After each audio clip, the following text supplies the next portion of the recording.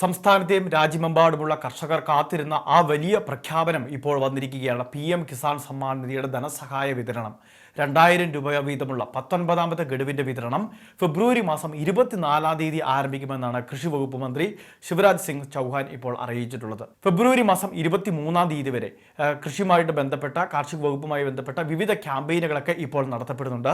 അതിനുശേഷം 24-ാം തീയതിയായിരിക്കും രാജ്യത്തെ അഭിസംബോധന ചെയ്ത് രാജ്യത്തെ കർഷകരെ അഭിസംബോധന ചെയ്ത് പ്രധാനമന്ത്രി സംസാരിക്കുന്നതും ആ ഒരു സമയത്ത് ഒരു സ്വിച്ച് ഓൺ കർമ്മത്തിലൂടെ 2000 രൂപയുടെ പുതിയ ഗഡുവിന്റെ വിതരണം ചെയ്യുന്നതും. ഇപ്പോൾ നമുക്ക് 18 ഗഡുക്കളുടെ വിതരണം നടത്തിക്കഴിഞ്ഞു.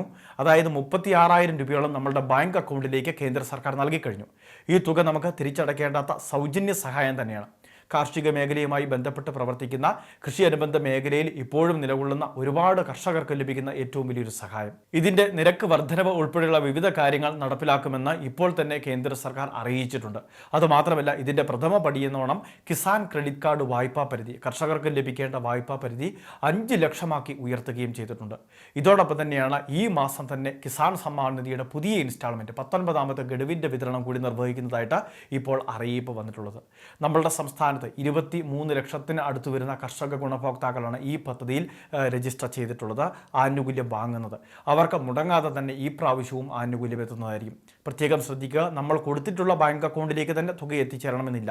ആധാറുമായിട്ട് ലിങ്ക് ചെയ്തിട്ടുള്ള സീഡായിട്ടുള്ള ബാങ്ക് അക്കൗണ്ട് ഏതാണോ ആ ബാങ്ക് അക്കൗണ്ടിലേക്കായിരിക്കും ധനസഹായം എത്തിച്ചേരുന്നത്. മുൻപ് ധനസഹായം മുടങ്ങിയവർ പോസ്റ്റ് ഓഫീസിൽ അക്കൗണ്ട് ആരംഭിച്ചിട്ടുണ്ടായിരുന്നു. ഇനി ഇപ്പോഴും ധനസഹായം അങ്ങനെ മുടങ്ങുന്നവരുണ്ടെങ്കിൽ സ്റ്റാറ്റസ് ഒക്കെ ഒന്ന് ചെക്ക് ചെയ്ത ശേഷം, അതായത് Aadhaar bank account seeding status നോക്കുക.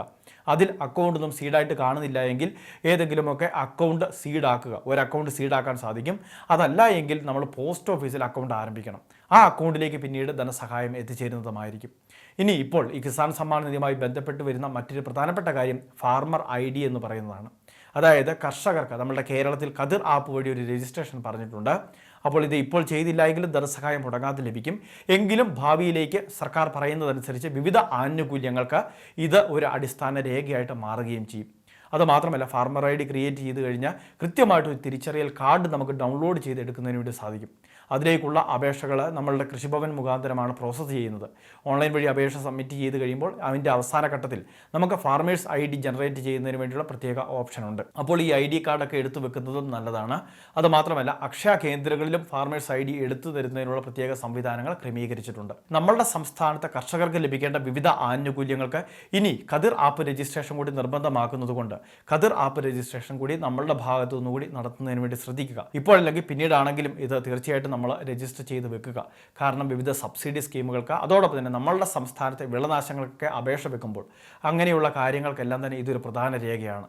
അതുകൊണ്ട് തന്നെ ഈ കതിർ ആപ്പ് രജിസ്ട്രേഷൻ പ്രധാന ഒരു നിബന്ധനയായിട്ട് വരുന്നത് കൊണ്ട് ഈ കാര്യങ്ങൾ ചെയ്യുന്നതിന് വേണ്ടി ശ്രദ്ധിക്കേണ്ടത്. അപ്പോൾ കതിർ ആപ്പ് രജിസ്ട്രേഷൻ ഇതിലെല്ലാം തന്നെ ഒരു പ്രത്യേക മാനദണ്ഡം ആകുന്നത് കൊണ്ട് തന്നെ ഇതിൻ്റെ രജിസ്ട്രേഷൻ കൂടി നമ്മുടെ ഭാഗത്തുനിന്ന് ചെയ്യുന്നതിന് വേണ്ടി ശ്രദ്ധിക്കേണ്ടതാണ്. അപ്പോൾ ഈ അറിയിപ്പ് തീർച്ചയായിട്ടും എല്ലാവരും ഒന്ന് മനസ്സിലാക്കി വെക്കുക. സുഹൃത്തുക്കളിലേക്ക്, ഗ്രൂപ്പുകളിലേക്കെല്ലാം അറിയിപ്പ് ഷെയർ ചെയ്ത് എത്തിക്കുക. മറ്റൊരു ഇൻഫർമേഷനുമായിട്ട് കണ്ടുമുട്ടാം.